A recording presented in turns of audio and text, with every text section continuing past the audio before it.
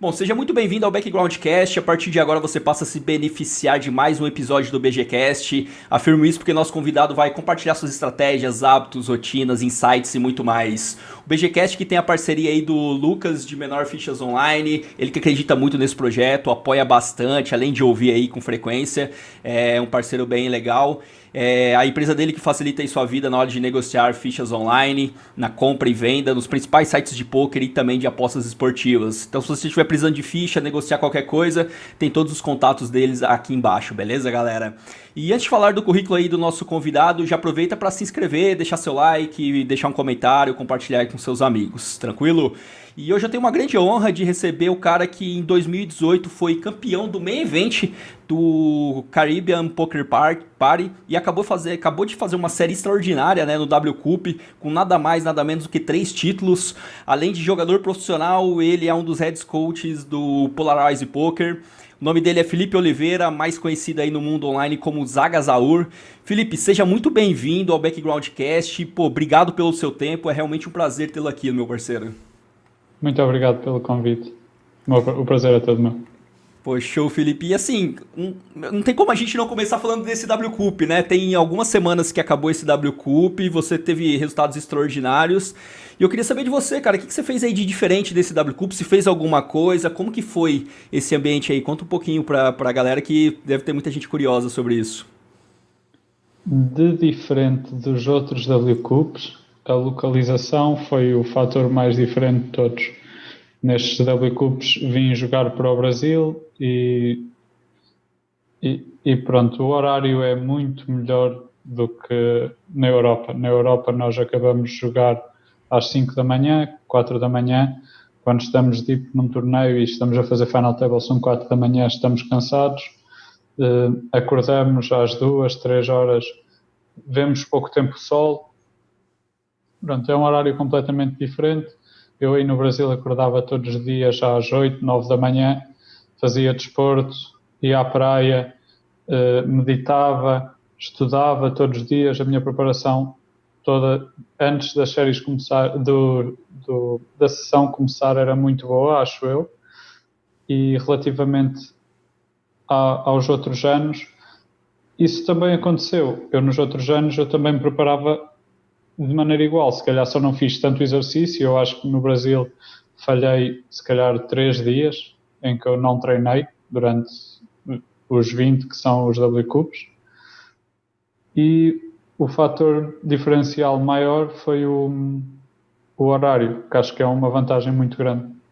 Pô, que interessante, né? Às vezes a gente não valoriza isso aqui no Brasil, né? Que talvez tenha outros lugares tão diferentes, né? No resto do mundo, praticamente, o horário dá tanta diferença. Eu acompanhei bastante, cara. Eu vi lá que você tava numa casa com outros jogadores brasileiros e também portugueses, né? Outros grandes nomes aí do poker que tiveram séries extraordinárias.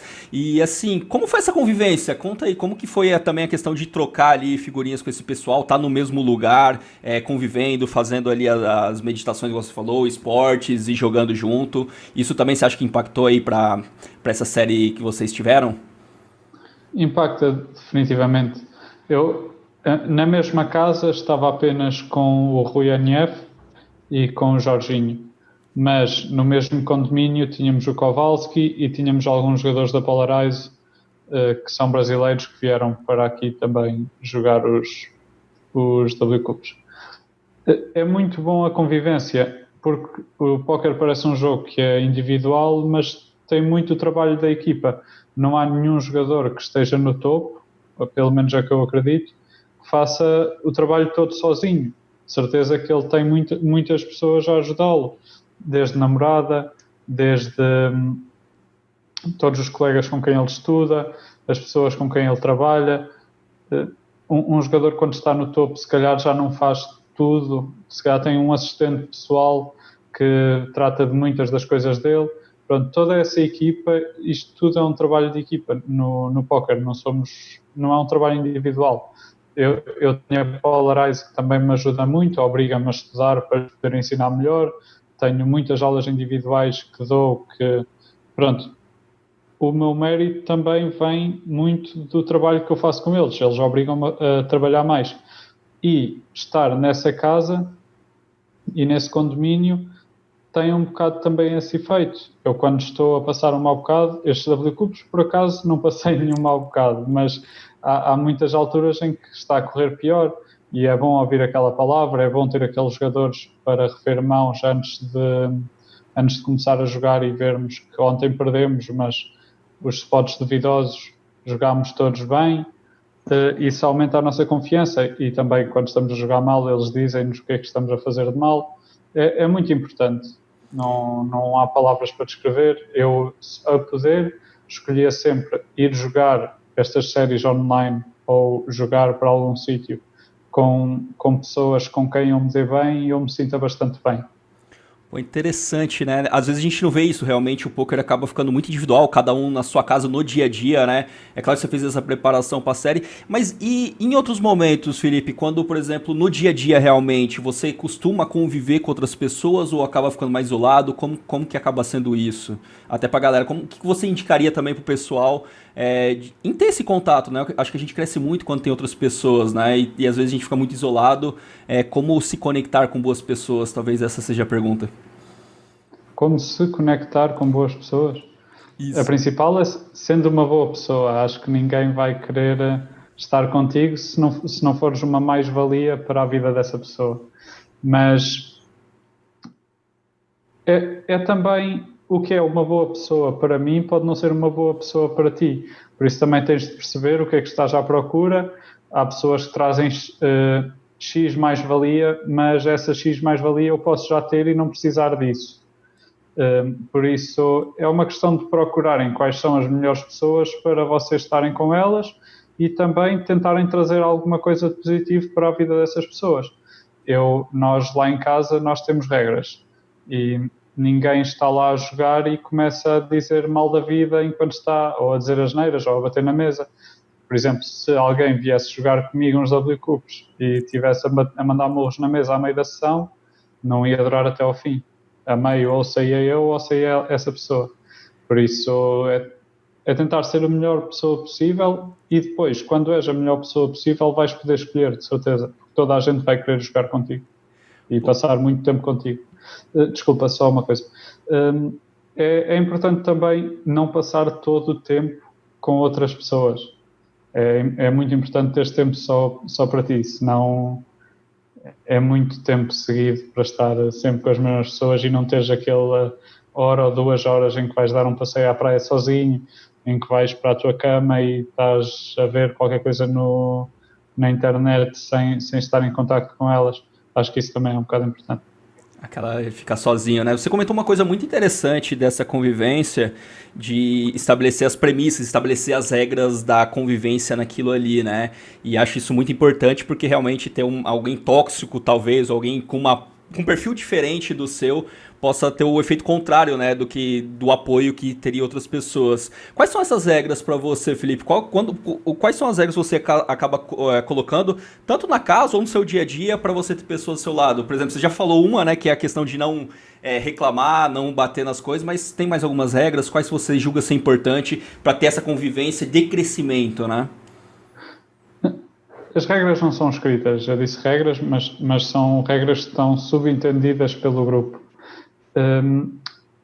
Nós somos bastante abertos e se houver alguma coisa que me está a chatear na atitude de alguém, eu digo e essa pessoa não volta a fazer. Mas basicamente é tentar fazer o mínimo barulho possível, respeitar o máximo os outros. Por exemplo, eu se acordo às 9 e tenho um colega meu que só acorda à 1, eu não vou estar a ouvir música às 10 da manhã, enquanto tomo banho. Isso aí ganha-se com a experiência, porque já cometi esse erro e já me chamaram a atenção e eu percebi, aí tinham razão, não vou voltar a fazer. É muito assim, acho que as regras principais que nós temos é de sujidade, tentar não sujar as zonas dos outros e as zonas comuns, as do barulho, que para viver em conjunto são mesmo muito importantes porque nem todos temos os mesmos horários, e é não trazer mau ambiente aos outros. Por exemplo, todos querem uma pessoa que puxe por elas. Se eu acordo todos os dias e faço exercício e estou a estudar póquer e acabo de jogar e ainda estudo um bocado mais antes de ir para a cama, medito, as pessoas olham para mim e pensam, fogo, eu também devia de fazer aquilo. se eu todos os dias acabo e vou beber 2 ou 3 cervejas, as pessoas também se desleixam um bocado. Então, quando estão a escolher com quem é que querem ir jogar estas séries, e é uma coisa que acontece muito. Tipo, nós já chegámos a um ponto, pelo menos jogadores portugueses, somos 20, 30 jogadores a sair de Portugal nesta altura do ano. Há muitos grupos que se podem fazer. Então, toda a gente quer ficar com os melhores. Então, para ficares com os melhores, tens de ser também um dos melhores. Não interessa a jogar, sinceramente. Eu posso estar a jogar com os jogadores que jogam torneios muito mais baratos do que os meus, porque ainda não têm um nível técnico como o meu. Mas se forem profissionais exemplares e muito boas companhias, eu vou querer jogar com essas pessoas. Normalmente o que acontece é que os profissionais exemplares são também os melhores jogadores, por isso é normal nós jogarmos com pessoas que jogam limites parecidos aos nossos. Acaba sendo uma consequência desse comportamento, né, Felipe? Você ter boa, você vai tendo aquilo ali. Nice, que legal, cara. Agora, olhando pro field geral, trazendo um pouco mais pro poker já, olhando entre você e o field, assim, qual que você acredita que é seu maior diferencial, Felipe, frente ao field hoje em dia? Há uma coisa importante que é, eu considero que estou no top 1% do field, vamos supor. Então, dentro do top 1% do field, o que me diferencia deles não é muito importante, porque temos todos EVs muito parecidos. O que nós vamos ganhar durante um ano vai ser muito parecido. Então, o que interessa não é saber o que me diferencia deles, porque eu, por exemplo, posso fazer melhor as coisas como não beber álcool durante estes períodos longos, fazer exercício, mas se calhar não estudo tanto como outro jogador. Então, nós vamos ganhar mais ou menos o mesmo, mas por razões diferentes. O que me diferencia do resto do field é muito o tempo que eu já trabalhei, porque já passei mesmo muito mais horas a estudar e a jogar do que a maior parte dos jogadores. Então, isto falando para quem está a começar agora, se me querem apanhar, tenho de estudar e trabalhar mais que eu, é a única maneira. E depois, acho que também é algo... Sempre fui muito habituado a tentar resolver problemas e a pensar, por isso se calhar sou um bocado melhor a resolver problemas do que outras pessoas. Mas eu acho que é mesmo muito o estudo e se calhar a minha maneira de ser. Sou muito competitivo. Se eu digo que vou fazer uma coisa, normalmente vou até ao fim, ou esforço-me muito para fazer essa coisa, sou muito disciplinado, é um bocado por aí. Pô, legal. E agora olhando para esse field já, essa questão, acho que esse 1% vai ser muito, talvez difícil de ver isso, mas o field geral assim, qual você vê que são as maiores dificuldades dos jogadores, os maiores gaps, onde eles estão mais errando ali, o pessoal que está mais no começo da carreira, desenvolvendo a carreira ainda?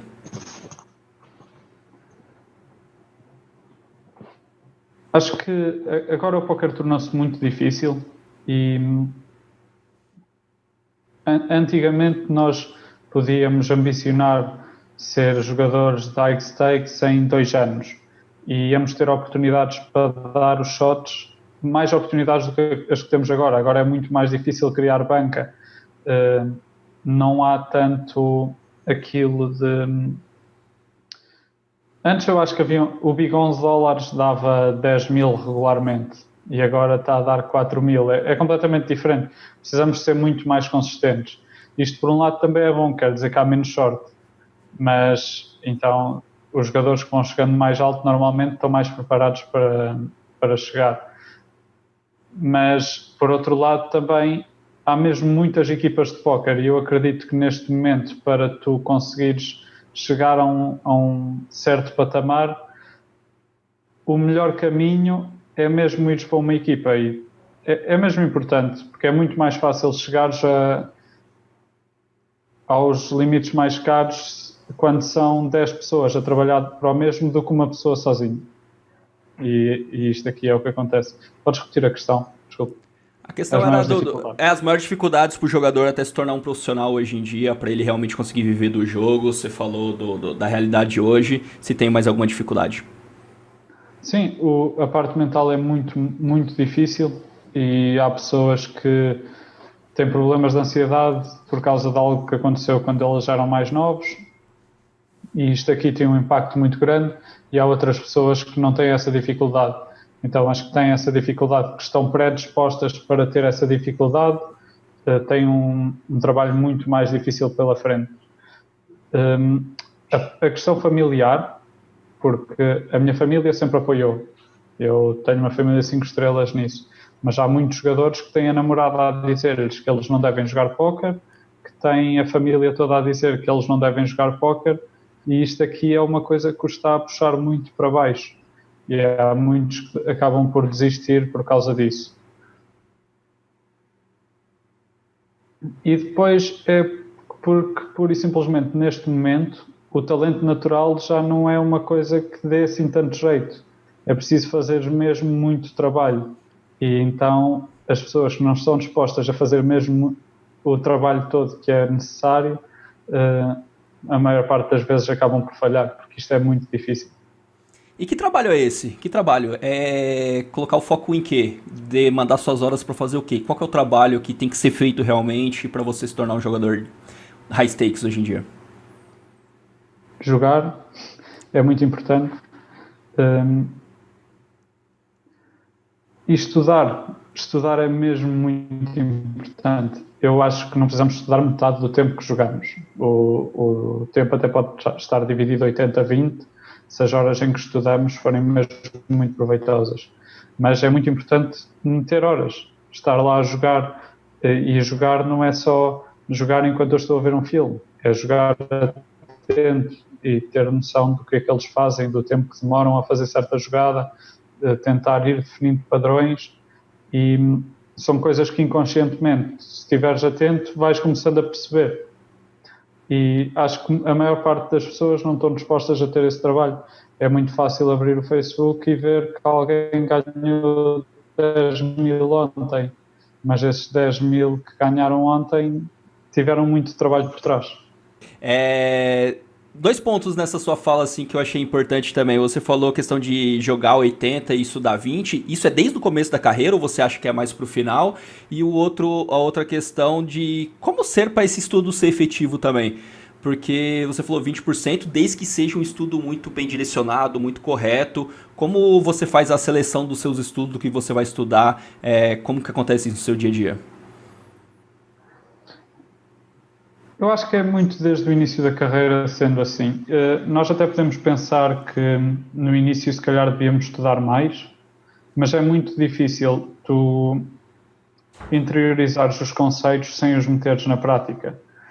Eu, neste momento, eu estou a aprender jogos novos. Jogos que eu no ano passado não jogava. E eu não consigo ver 10 horas de vídeo e depois chegar às mesas e aplicar tudo. Tenho de ver 1 hora, ir jogar, conseguir perceber o que é de fazer em certa jogada ou não, criar dúvidas para depois ir ver mais vídeos e conseguir perceber isso tudo. Por isso acho que é importante desde o início da carreira meter bastantes horas de jogo e, claro, nunca deixar os estudos para ficar para trás. Também meter muitas horas de estudo. A segunda parte da pergunta era? É a questão de você, como você faz para que esse estudo seja efetivo, para que realmente aproveite bem essas horas, como você escolhe o que você vai estudar. Acho que isso é uma coisa bem importante que muita gente erra. Eu queria saber como que você faz isso. Eu tento perceber, eu não tenho a fórmula correta também. Se calhar se tivesse a fórmula jogava muito melhor do que jogo hoje. Mas basicamente acho que nós como seres humanos estamos sempre muito orientados a ir primeiro estudar o que é fácil estudar. Eu, por exemplo, se eu tenho um spot que é muito complicado, que eu vou perder muitas horas, e tenho um spot que eu sei mais ou menos, em que é só ir confirmar e é rápido para mim, a maior parte do tempo eu vou passar a estudar o spot em que é fácil para mim estudar e é só confirmar. É muito difícil eu ir estudar um spot que, quando eu estou a estudar, vejo que realmente não sabia jogar aquilo. Mesmo psicologicamente para mim vai ser difícil levar com tu não sabia jogar X spot. Então, basicamente, eu tento sempre fazer aquilo que não me apetece. É um bocado assim. e depois também tento procurar o que vai ter o maior impacto no meu win rate. Porque eu posso gastar 10 horas com algo que é indiferente, que não me vai fazer ganhar mais, ou posso gastar 10 horas em algo que vai alterar o meu retorno de investimento em 1%, que é gigante. Então eu vou sempre escolher o que vai aumentar em 1%. Pô, interessante. Isso é. Eu vejo muita gente perdendo muito tempo com isso e sempre quando eu pergunto é mais ou menos nessa linha, né? O que tem maior impacto, né? Outra coisa, Felipe, eu tava conversando com um amigo e acabei comentando que eu ia fazer entrevista com você e ele acabou fazendo uma pergunta mais da parte estratégica, ele falou que queria saber de você e aí eu vou incluir aqui que ele já te segue, ele já observou bastante o seu jogo e ele comentou que você sempre pega os torneios, entra mais em late registration, né? E principalmente nos buy-ins maiores. É uma estratégia por trás? Por que seria isso? Tira essa dúvida aí do meu colega. A primeira vez que as pessoas devem ter reparado isso foi quando eu entrei no de 25 mil dos scoops, que eu entrei no último minuto. E basicamente era um torneio em que eu não queria nada jogar. Nesse dia eu estava de folga e o Rui, que é o Rui NF, fez questão que eu jogasse, comprava ação, etc. Então só me conseguiu convencer, estava mesmo a acabar o período de late registration e eu entrei no torneio no último minuto. Agora, nos W Cups, eu tinha definido que ia jogar todos os torneios. Já tinha definido que ia jogar todos os torneios, independentemente do field. E eu entro sempre nos torneios quando estão bons. Eu faço bastante seleção de torneios. Eu não tenho muitos torneios que eu jogo sempre. Eu, antes de me registrar num torneio, abro o lobby, vejo se tem jogadores fracos. Se for só jogadores profissionais, eu não vou jogar. E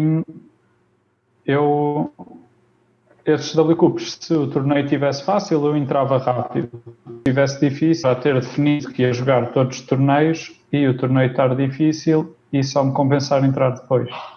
Basicamente foi isto. Não há nenhuma razão e acho que foi, muito provavelmente, alguns dos registros foram maus e eu não era ganhador. Ah, entendi. A gente pensava que era mais uma estratégia, mas acabou sendo algo pontual, né? Ainda pegando esse gancho sobre estratégia, eu queria enxergar, entender o que você acha sobre isso, sobre a relação entre estratégia e técnica nos torneios, né? Porque eu acho que são coisas diferentes. Não sei se faz sentido isso que eu estou falando, se você acredita que tem algo que é mais importante do que a outra, se é mais importante a técnica ou uma boa estratégia. Porque eu enxergo, pelo menos uma opinião minha, eu enxergo que às vezes a pessoa nem tem uma técnica tão boa, mas acaba utilizando a estratégia correta contra o field, acaba sendo vencedor. E às vezes o cara tem uma técnica muito boa, só que utiliza uma estratégia errada e não é vencedor. E vice-versa. Mas como você vê essa relação entre os dois, assim? Você deu para entender mais ou menos minha linha? O que você acha sobre estratégia e técnica? Qual conflito que tem? É claro que a junção dos dois é muito importante, mas você vê algo mais importante do que o outro dentro dos torneios? Confirma só se é esta a tua ideia. Quando falas de técnica, é algo mais a maneira perfeita de jogar. Isso, seria a parte mais GTO da vida, assim. Seria a parte técnica, exato, realmente. Exato. Ela pura. E a estratégia é a sua adaptação em cima do ambiente, né? Sim, eu acho que é bastante importante saber a parte técnica, saber a parte GTO, para depois saber como é que nos vamos desviar. Por exemplo, eu não vou saber se eu não sei qual é a maneira correta de jogar tecnicamente um spot, vamos supor uma c-bet. Eu não sei se o jogador está a fazer pouca c-bet ou muita c-bet. Então eu preciso ter a parte técnica bastante bem definida. Eu preciso saber a percentagem correta de frequência de tudo em todos os spots, ou muito perto em todos os spots. E há maneiras mais ou menos simples, tipo regras que nós percebemos ao estudar, que vamos perceber o que é que acontece. E a parte explorativa, a parte da estratégia, só vem depois de nós sabermos a parte teórica bem. Claro que há alguns jogadores que, sem saber a parte teórica, acertam muitas das vezes, e têm esse instinto e são muito bons. Antigamente acho que isso acontecia mais vezes. Depois o que pode acontecer é que agora há um ajustamento no field e esse jogador que estava a fazer uma jogada muito boa e não sabia porquê antes, agora vai estar a fazer uma jogada errada porque mudou uma pequena coisa e ele não se apercebeu, e ele vai demorar muito tempo a perceber. Mas a parte técnica é muito importante, tipo, é o que nós tentamos ensinar na Polarize no início, e depois a parte explorativa é o que nós depois vamos tentando ensinar eles a jogar, e acho que é muito assim que deve ser para ser ensinado. Acho que é muito difícil ensinar a parte da estratégia, que, pelo menos na minha percepção, porque são coisas que vão lá muito com o tempo, com a experiência, e eu não estou a dizer numa parte estratégica. Há muitas coisas que são fáceis de ensinar. É muito fácil dizer, o field faz overfold da big blind contra o botão. É muito fácil eu ensinar isto, e depois quando estou a ensinar a parte teórica, digo-lhes logo, olha, mas esta aqui é a parte técnica, vocês devem abrir X do botão, mas como eles fazem overfold, podem abrir mais. Isto aqui é muito fácil ensiná-los. Mas normalmente acho que é mais fácil ensinar a parte técnica e não só ensinar, eles tentarem aprender por eles mesmos, estudando, e depois a parte estratégica vir com a experiência e vir de um grupo maior de pessoas, porque também é muito fácil eu ficar com uma percepção errada do que realmente está a acontecer. E eu acho, por variância, que o field está a fazer overfold na big blind contra o botão, e depois todos os meus outros amigos acham que eles estão a defender mais do que o que deviam. Então, se eles são muitos e eu sou apenas um, o mais provável é eu estar errado também. E é um bocado isto. Eu não sei se respondi à tua pergunta. Se não respondi, acredito que sim. Você falou o caminho, né? Primeiro, foca na técnica, adquire o máximo de técnica, de teoria possível. E em cima disso, você consegue criar estratégias, né? Acho que quando você tem uma técnica sólida, você acaba criando mais estratégias e consegue utilizar melhores estratégias. É mais ou menos nessa linha, né? Nós sabemos efetivamente como é que se deve jogar uma mão, e quando nós temos uma ideia de como é que os nossos adversários estão a jogar, nós muito rapidamente chegamos à conclusão de qual é o ajustamento que nós devemos fazer. Então, quando as partes técnicas estão bem solidificadas, nós vamos muito rapidamente chegar à conclusão da melhor maneira de jogar a mão. Pô, legal. Uma coisa que eu queria trazer, né, falar um pouquinho sobre o cenário português, Felipe, porque assim, tá muito em alta, né? Se for olhar ali, a série que você fez, a série que o Rui fez, vocês dois estavam lá no topo do ranking do W Cup, o NASA aí com título W Cup do WSOP esse ano, né? Eu queria entender assim, principalmente para a maioria das pessoas que ouvem aqui são brasileiros, eu queria saber como que é a comunidade portuguesa, vocês são muito próximos aí no dia a dia, porque depois que fechou o poker ali, como é que ficou? Como funciona ali? Como vocês se ajudam? Eu sei que vocês ali na Polarize são muito unidos, mas a comunidade como um todo, como que é esse dia a dia aí? A comunidade como um todo eu acho que não se dá mal e somos bastante amigos, mas em termos de discussão de estratégia, a maior parte dos jogadores tem a sua própria equipa. Muitas vezes não é uma equipa, mas bancam 5 ou 6 jogadores. Então, eu estar a discutir estratégia com outros jogadores portugueses, eu não estou só a discutir estratégia com os meus amigos. Eu estou a ensinar-lhes algo que eles depois vão ensinar aos jogadores que jogam para eles. E isto aqui vai ter um impacto não só nos meus resultados, vai ter um impacto nos resultados de todos os meus jogadores. Então isto aqui acontece muito pouco por causa disto. Eu falo bastante de estratégia e discuto ainda bastante estratégia com jogadores, meus amigos, que não são da Polarize, mas que não têm ninguém a jogar para eles. Não têm uma equipa, porque aí o impacto é muito pequeno para mim. Eu sinto-me à vontade de fazer isso. Quando existem outros jogadores que também têm uma equipa, isso já é pior e e por isso simplesmente não fazemos isso. Mas vamos jantar juntos, não estou a falar com o NASA especificamente, mas somos muitos aqui e damos-nos todos muito bem, e vamos jantar juntos, cumprimentamos-nos quando nos vemos. O ambiente é bom. Agora, em termos de discutir estratégia, eu faço a maior parte disso com o Rui, porque é o meu sócio e também é um dos head coaches da Polarize. Ah, legal, show de bola. Uma coisa que eu adoro falar, sempre perguntar, entender, porque eu acho que esse assunto, cada pessoa vê de uma maneira, é sobre sucesso, né? Cada um tem uma visão, acho que cada um entende de uma maneira diferente. Eu queria saber de você, Felipe, para você, o que é sucesso? O que é sucesso na sua concepção? Eu já pensei bastante sobre isso. Eu acho que tive noutro podcast em que me fizeram a mesma pergunta e eu comecei pelo um caminho errado. Na altura eu pensava que a pessoa mais bem-sucedida era a pessoa mais feliz e acho que não tem nada a ver, não existe relação. Por exemplo, também acho que não existe relação nenhuma com dinheiro ou com o dinheiro que se tem. Nestes dois fatores, por exemplo, nós não temos noção se o Neymar é feliz. Isto dando ao Cristiano Ronaldo, ele ganha os títulos todos, marca golos e nós não fazemos ideia se ele vai para casa e se está a rir. Muitas das vezes, como é tão perfeccionista, pode marcar um hat-trick e depois vai para casa e está a pensar nos erros que cometeu e como é que vai para a próxima marcar 4 golos em vez de 3.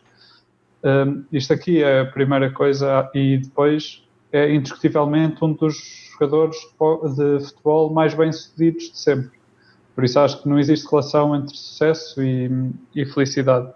Depois, em termos de dinheiro, o Cristiano Ronaldo, se gastasse todo o dinheiro que ganha e morasse numa barraca, mas continuasse a jogar o mesmo futebol que joga, não íamos achar que ele era um jogador de futebol pior sucedido. Ia continuar a ser um dos mais bem-sucedidos. Por isso acho que se define tudo pela tua qualidade em relação às outras pessoas que estão a tentar fazer o mesmo que tu. Por isso eu vejo como se eu sou top 0,1% das pessoas que jogam póquer, sou bastante bem sucedido no póquer. Se sou das pessoas que têm a vida mais organizada, sou bastante bem sucedido na vida. Mas não tenho uma relação com estes dois fatores que eu acho que as pessoas costumam relacionar bastante e acho que é um bocado indiferente. Então, resumindo, ver se fez, pelo menos se eu entendi, na sua concepção, ser bem sucedida, você está no topo dentro daquela atividade que você exerce. Sim. Legal. E... Faz sentido? Uhum.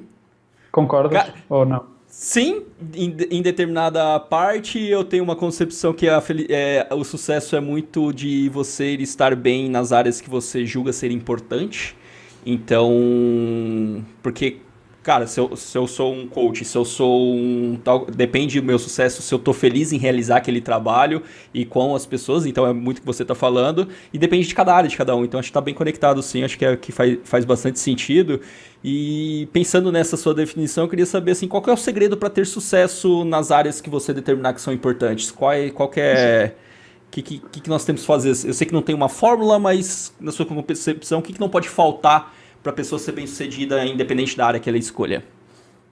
Antes de responder essa pergunta, falando naquilo que tu disseste, eu digo isto porque eu tenho esta ideia porque eu no ano passado eu ganhei o Party Poker, o Millions da Party Poker, e muito provavelmente estava no topo da minha carreira e em termos de sucesso podia considerar o ponto mais alto de sucesso da minha carreira, mas eu não estava feliz a jogar póquer, eu queria mesmo deixar de jogar póquer naquela altura. Então acho que não pode haver grande relação entre sucesso e felicidade por experiência própria. Neste momento isso já não acontece, mas acho que não pode haver grande relação. E dentro do póquer, agora... assim, antes de a gente ir lá, só para não perder esse gancho, desculpa te cortar, mas a questão entre o o sucesso e o dinheiro no poker? É mais gostoso o dinheiro ou o título, por exemplo? Você acha que você é mais bem realizado? Claro que acaba tendo um ou outro, mas tem como separar? Você acredita que entre dinheiro e glória, talvez, qual que você acredita que te faz ser mais bem sucedido, talvez? Acho que é muito pessoal. Acho que isto, relativamente a estar feliz, acho que há muitas pessoas que ficam muito mais felizes com o dinheiro e há outras que ficam muito mais felizes com o título. E tem de haver um limite. Eu gostava muito de ter ganho o Poker Players Championship que houve nas Bahamas, o torneio de 25 mil, e eu lembro-me de ter esta discussão com o Rui, que era quanto é que tinham de pagar para ficar com o troféu. Por exemplo, chegava já heads up e o outro jogador queria o troféu e estava-te a pagar pelo troféu. E a mim não havia valor. Ele podia dar 10 milhões, se eu já tivesse ganho o torneio, eu não lhe dava o troféu por 10 milhões. E para outros jogadores, 20 mil chegava. Então, para você, o troféu é muito importante. Para você, não tem valor. É a coisa mais importante. Eu é que se ganhasse o torneio já estava a ganhar 5 milhões. Por isso, se ganhar 5 ou 15, preferia o troféu. Você preferia mas o troféu para você é importante, é isso? É um bocado, depende. Não é muito. Este WQ preferia ter 0 títulos e ter ganho mais de 200 mil. Entendi. Então, para você, a questão financeira ali seria mais importante do que os 3 títulos. Legal, nice, legal. Sim, eu apenas não ambiciono ter muito mais do que 5 milhões na vida. Acho que entre ter 5 e 15 vou gastar o mesmo, por isso é um bocado indiferente. Entendi. Mas pronto, isto é uma parte. Não, legal. Mas a pergunta, voltando àquela que eu tinha feito lá, que eu acabei de interrompendo, sobre aquele... não é segredo, né? Eu falo essa palavra, mas só mas o caminho, assim. O que a pessoa tem que fazer para ter sucesso na área que ela escolher? Poker na vida, ou seja, independente da área, assim. O que não pode faltar, na sua opinião, Felipe? Acho que há 2 coisas. Uma é uma predisposição. E isto aqui acho que é algo que pode não ser trabalhado ou é muito difícil de ser trabalhado, que é uma pessoa ser determinada, ser competitiva. Acho que quem está no topo de qualquer que seja a área, em princípio é uma pessoa muito competitiva.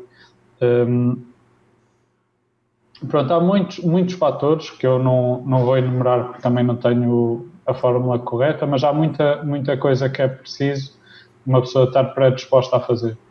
E depois, a outra é ajustar-te. Tipo, as coisas vão mudando muito depressa e tu tens de te ajustar mesmo muito rápido. E sempre que há uma mudança, tu tens de perceber qual é a melhor estratégia para seres bem-sucedido depois disso. Acho que em todas as áreas isso vai acontecer e no póquer acontece mesmo muito. Nós temos de saber, ok, este torneio é muito bom, vou jogá-lo, este torneio já não vale nada, não o posso jogar mais. São mesmo muitas coisas para tu teres sucesso na tua carreira ao fim de muitos anos. É isso.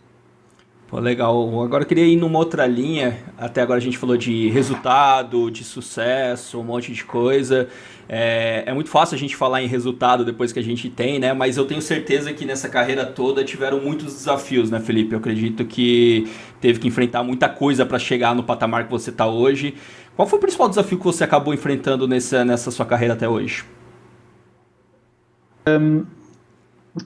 É muito por fases. E eu acho que não houve nenhum desafio maior do que outro, apenas as alturas em que eu estava a passar por esses desafios foram diferentes. Por exemplo, há desafios que neste momento eu olho que eu tive de passar dificuldades que eu tive de passar quando era mais novo, que agora são fáceis de ultrapassar para mim, mas para a pessoa que eu era naquela altura eram coisas muito difíceis. Eu quando comecei a jogar, não quando comecei a jogar, mas já quando estava no início da minha carreira como profissional, eu nunca tive um big score. Então é algo que quando jogas torneios que dá uma motivação extra, dá uma estabilidade muito grande, e eu sempre tive de ir passando nunca pude passar etapas, tive de passar por muita coisa sem ter esses resultados. Depois, isso é muito difícil, tu começas a pensar, ok, então eu jogo mal quando os torneios dão muito dinheiro. É muito fácil para ti duvidares disso. Nunca ganho nenhum torneio que dá muito. E os outros ganham todos. Pronto, essa dificuldade, que foi basicamente não ter tido sorte, foi um bocado difícil de ultrapassar. É que todas as pessoas começam a falar disto depois. É suposto tu jogares bem, tecnicamente discutes póquer com qualquer um e as coisas que tu falas fazem sentido e depois os resultados não aparecem como aparecem aos outros. Então esta parte, tipo, continuar a acreditar foi algo que eu passei e ainda bem que não desisti, porque agora finalmente vieram todos seguidos. Depois eu também, quando comecei a jogar mais caros, os torneios mais caros correram bastante mal. Então também tive essa fase em que eu basicamente ganhava a jogar os torneios mais baratos e depois ia deixá-lo todo nas alturas como os Cups, W Cups, a jogar torneios de 1000, 2000, 5000 e pronto, e é um bocado complicado, a variância é muito grande. Depois, uma dificuldade que eu tive na minha carreira foi quando o póquer fechou em Portugal, que nós ficámos sem poder jogar aqui e eu tive de me mudar e fui para Praga e foi das melhores coisas que me podia ter acontecido, porque foi a altura em que eu trabalhei mais. Eu basicamente estava num país diferente onde eu, tirando os jogadores de póquer, não conhecia ninguém. Estava rodeado de jogadores de póquer de grande qualidade e que eram meus amigos e jogávamos todos os dias, discutíamos estratégia, etc. E foi a altura em que eu melhorei mais e a partir daí isso deu-me uma vantagem mesmo muito grande relativamente aos outros jogadores. Pô, interessante. Você falou que olhava os problemas, a questão de hoje talvez não ter o mesmo tamanho, hoje ser mais fácil de passar por esses problemas. Mas como superar esses desafios, Felipe, quando você está passando por ele, né? Porque acredito que muita gente que esteja aqui ouvindo talvez esteja passando por esse desafio de não ter um big hit, de estar numa downswing, de estar com, sei lá, qualquer desafio que seja, mas quando você está passando por esses desafios, você tem que colocar foco em quê? Qual que é a ideia? Qual que é o plano? O que você indica para a galera fazer quando está passando por um desafio, independente daquele que seja? A pessoa tem que pensar de que maneira? Assumir sempre que se estás passando por essa dificuldade, a culpa é tua. E assim, mesmo que não seja, tu vais trabalhar e vais ficar tão bom que essas dificuldades não vai haver azar que chegue, tipo, vais ser demasiado bom para isso não correr bem. Basicamente é assim que eu assumo tudo. Cara, curto, direto e concordo totalmente, 100%. Porque geralmente nos desafios a gente tende a colocar a culpa em outras coisas, né? Tenta se isentar e se colocar no papel de vítima daquela situação e te afasta de resolver o problema quando você faz isso, né? Então, cara, perfeito, cara, animal, animal mesmo, eu acredito que muito show de bola. Outro assunto que eu sempre trago aqui, Felipe, sobre rotina, cara. Eu queria entender como é a sua rotina, o que você faz no dia a dia, como costuma ser sua rotina hoje em dia. Há duas, é quando jogo e quando não jogo. É muito difícil definir rotinas porque nós estamos muitas vezes fora. Eu não jogo em minha casa, não é? Ou praticamente não jogo em minha casa. Quando há séries, jogo fora. Quando quero jogar, tenho de ir para a Holanda. Pronto, aí é complicado. Mas tento sempre ter algumas coisas que eu faço sempre. O exercício é fundamental, acho eu, para conseguir jogar muito bem. A mim vejo que faz muita diferença. E mesmo trabalhar, acho que é um edge gigante uma pessoa que faça exercício relativamente a uma que não faça. Mas é a principal rotina que eu tenho, tipo, que não é rotina, apenas faço questão, porque a nível de rotinas eu não... Por exemplo, quando vou jogar, tento sempre meditar antes de jogar, estudar e fazer exercício. São não por esta ordem, mas são as 3 coisas que eu tento fazer. De resto, não acho que faça nada de especial ou algo que eu tenha consciência de que quero fazer todos os dias. Legal.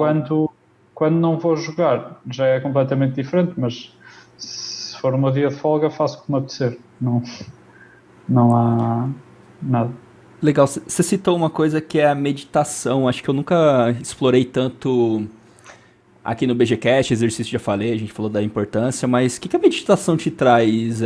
Eu sou um adepto, cara, é uma coisa que eu faço há alguns anos já consistentemente. Eu queria saber na sua opinião sobre meditação um pouquinho, o que benefício ela te traz pro grind, por que você faz, como você faz, dá uma linha aí para alguém que esteja interessado em meditar, os benefícios que você acaba tendo em realizar essa prática. O benefício que me traz para o grind, eu noto que consigo concentrar-me mais e eu sou uma pessoa bastante ansiosa por natureza e antes eu estava numa reta do Big 22 a dar 8 capas ao primeiro e ficava todo vermelho na cara, ficava a tremer das mãos e agora isso não acontece. Estou completamente normal numa mesa final de um WCUP.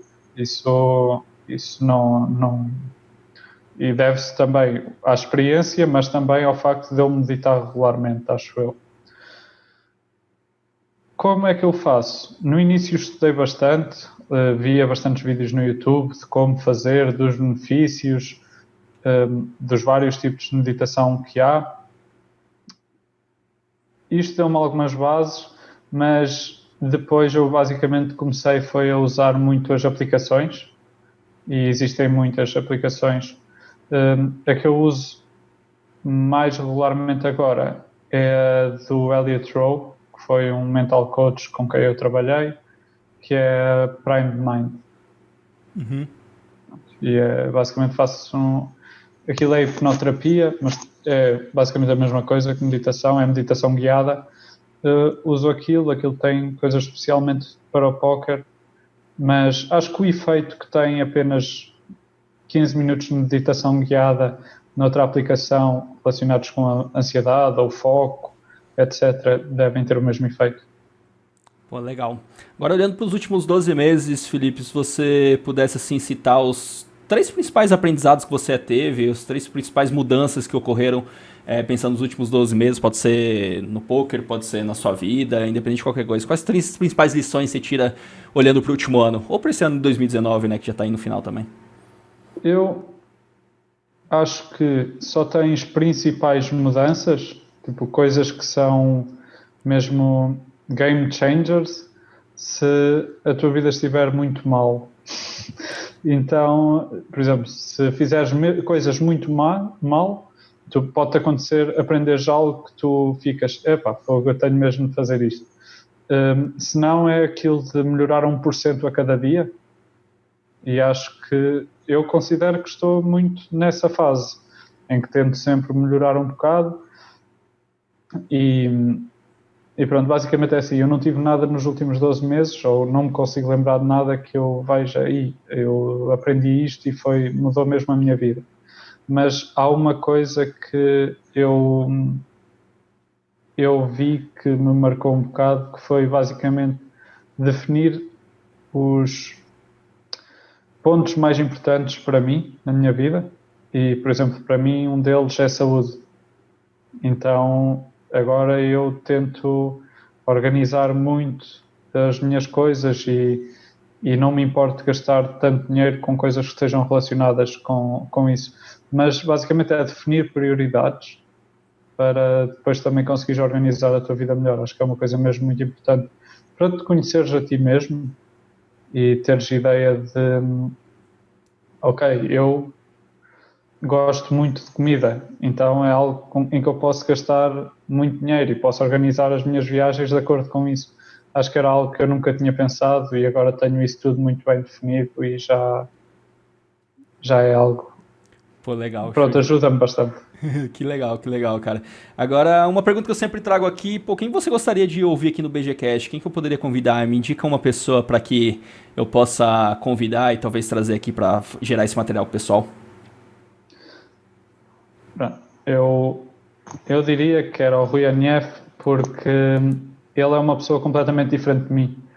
Eu acho que tenho muitas coisas definidas e estão muito bem definidas na minha cabeça. Por exemplo, quando tu me perguntas, ok, como é que é a tua rotina? E eu, se calhar, já programei isso um bocado. A rotina não, mas como é que é antes do grind? E eu programei isso um bocado. Ele, se calhar, não tem as coisas tão bem definidas e é algo... Mas ele faz as coisas muito bem e eu gostava de ouvir este tipo de perguntas que me fizeste a mim, direcionadas a ele.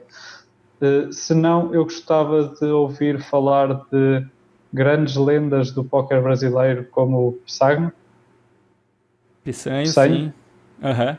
o Gabriel Goffi, que já não joga agora, e eu gostava de ouvir falar sobre como era antigamente e o que é que eles acham que os fez ter sucesso nessa altura. Era algo que a mim me desperta bastante curiosidade e acho que tenho muito a aprender com eles, porque coisas que se aplicavam no passado eventualmente podem se aplicar novamente no futuro, nem que seja a outros jogos ou a outras coisas na vida, e é algo que eu gostava muito de aprender. Pô, legal. E que pergunta eu deveria fazer pra essa galera, tanto o Rui, Peçanho ou o Goff, quando eles aceitarem meu convite, o que eu perguntaria pra eles? Eu acho que fazes um excelente trabalho no tipo de perguntas, por isso não tenho nenhuma pergunta que eu gostava de lhes direcionar. Era uma entrevista do estilo da que me estás a fazer a mim. Ah, show de bola então, meu parceiro. E pra gente finalizar aqui, pra penúltima pergunta, na verdade, não sei se você tem costume de ler, mas se você tiver, indica 3 livros aí que mudaram sua vida de alguma maneira ou que são importantes pra você. E se não, às vezes tem gente que não é tanto da leitura, mas 3 materiais, 3 cursos, pelo menos pro pessoal ter umas referências suas aí que acabaram te ajudando na sua carreira. Eu, há um livro que eu gostei bastante que é o Principles by Ray Dalio, sabes? Não conheço. Esse é, não conheces? Pronto, Não. esse livro é muito bom e é um dos livros que eu recomendava a toda a gente. Depois há um que eu não acabei de ler, mas eu comecei a ler e gostei bastante. Eu ainda o tenho aqui em casa, eu levo muitas vezes para as viagens para acabar de ler, mas nunca acabo, que é The Talent Code. O escritor não me lembro. E houve um livro que eu não li, mas ouvi, que foi do Tony Robbins, Awake the Giant Within. Do Tony Que, Robbins? sim, que também é bom. Mas eu não sou a melhor pessoa do mundo para perguntar, porque eu não leio muito. Show de bola. E pra finalizar, então, Felipe, me fala uma coisa. Por que valeu a pena estar aqui hoje, cara? Por que valeu a pena dar essa entrevista? O que você tirei de lição? Pergunta que eu sempre gosto de fazer e me fala aí. Eu gosto de experiências e para mim é sempre uma experiência estar neste tipo de entrevistas, pensar nas coisas que me perguntam, porque há muitas coisas, tipo aquela pergunta do sucesso, eu não tenho isso bem definido e quando me perguntam eu começo a pensar e depois ajustá-lo na minha vida também, quando me fazem esse tipo de perguntas. Por isso, para mim valeu pela experiência. Depois eu também espero que tenham aprendido alguma coisa, quem ouviu, e tenham gostado, e se têm dúvidas não tenham problemas, podem me contactar nas redes sociais, no Instagram ou assim, eu tento responder à grande parte das perguntas. Mas o principal é dar informação que possa melhorar a vida das outras pessoas. Acho que é para isso que eu também me tento expor um bocado e se conseguir ajudar, perfeito. Pô, show de bola. Uma pessoa já tá ajudada, aqui tá já minhas anotaçõezinhas das coisas que enquanto você ia falando aqui, cara, já tem algumas coisas interessantes pra refletir depois, então eu só tenho que te agradecer. Obrigado mesmo por disponibilizar seu tempo, por gerar tanto valor, por, porra, responder coisas de uma maneira bem que me fez refletir bastante coisa. Tenho certeza que o pessoal que vai escutar também vai poder aí pensar bastante coisa sobre isso. Então é só gratidão, meu parceiro. Obrigado mesmo pelo seu tempo, obrigado por disponibilizar aí um pouquinho do seu conhecimento, compartilhar com o pessoal. E no que precisar, tamo junto. Se quiser aí deixar algumas palavras finais pro pessoal, fica à vontade. Não tenho palavras nenhumas para deixar, só agradecer pela oportunidade para estar aqui, espero que tenham gostado. Se calhar no futuro vou mudar a minha approach e voltarei aqui para dar mais uma entrevista, se o pessoal estiver interessado em ouvir. E basicamente é isso, é tudo. Com certeza, com certeza. Tem muita pergunta que eu gostaria de fazer, mas aí ficaria muito extenso, então dá pra gente fazer outros episódios com certeza. Obrigado novamente. Se você gostou aí da entrevista com o Felipe, deixa seu like, compartilha, comenta. Vamos levar esse assunto para mais gente possível, beleza? Muito obrigado e até o próximo BGCast.